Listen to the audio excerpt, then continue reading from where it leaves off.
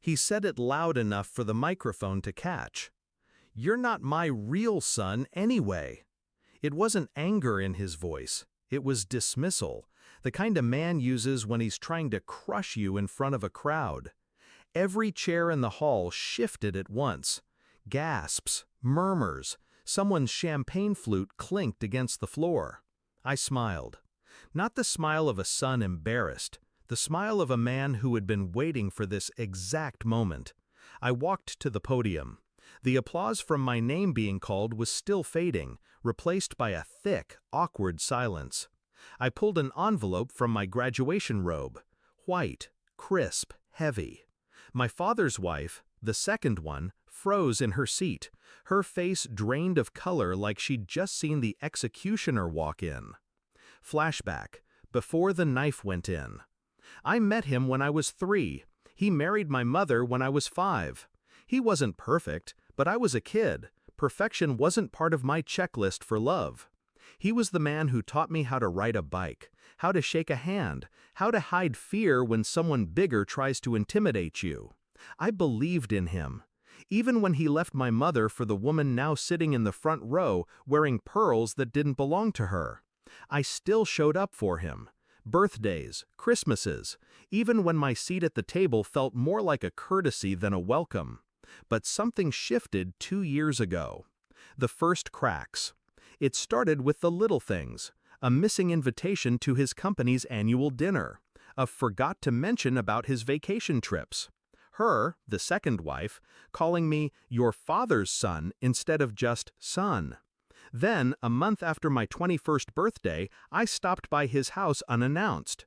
I heard them in the kitchen before they saw me. Her voice, "Once he's out of college, you're done with him. No more money, no more handouts. He's not even—" Silence. My father's voice dropped low, but I still caught it. "I know. He's not mine." It felt like the air got ripped out of the room. Evidence. I didn't storm in. I didn't ask questions. I just walked away. And that night, I started digging. 1 month later, I had it. A DNA test he didn't know I'd taken, from a stray glass he'd left at my place. I wasn't his biological son. But that wasn't the betrayal. I'd always suspected. The real betrayal was in the bank statements, property deeds, and the transfer receipts I found when I hired a forensic accountant. Money siphoned from my late mother's estate, the one she left in my name, funneled quietly into accounts under his wife's maiden name. My mother had trusted him to manage it until I was old enough. He'd been bleeding it for years. The shift. I could have gone to the police right then, but that would have been quick, quiet, and quiet wasn't what I wanted. I wanted him to lose what he valued most, control. So I waited. I finished school. I smiled at family dinners. I even thanked him for helping me through college, while I gathered every document, every transfer, every signature. By graduation week, my case was airtight. Back to the stage.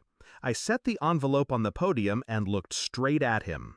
I was going to use this moment to thank my father, I began, but it seems the man in that seat just made a point that needs answering. His wife shifted uncomfortably. "This envelope," I said, holding it up, "contains proof of who I am, and proof of what the two of you have been doing for the last 8 years. The audience stirred. I pulled out the first sheet, the DNA report. I read the conclusion aloud. Probability of paternity, 0. I let it hang in the air. His shoulders squared like he was bracing for impact. I pulled out the next set of documents, bank statements, property transfers, a notarized timeline. "This," I said, "is the trail of my mother's money. Every cent she left for me, sitting now in accounts under her name." I pointed to his wife. Gasps rolled through the room like a wave. Her face was paper white. His jaw tightened. "Ha ha ha, the kill shot." "You taught me something important, Dad," I said, my voice steady. "Never start a fight you can't win." I slid the last document onto the podium, a signed agreement from my lawyer, already filed with the authorities. As of this morning, your assets are frozen. Your accounts are under investigation. Oh, and the house? I smiled. It was in my mother's name. You'll need to find somewhere else to sleep by the end of the week." The silence was deafening.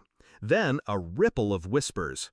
Someone in the back actually clapped before realizing they shouldn't.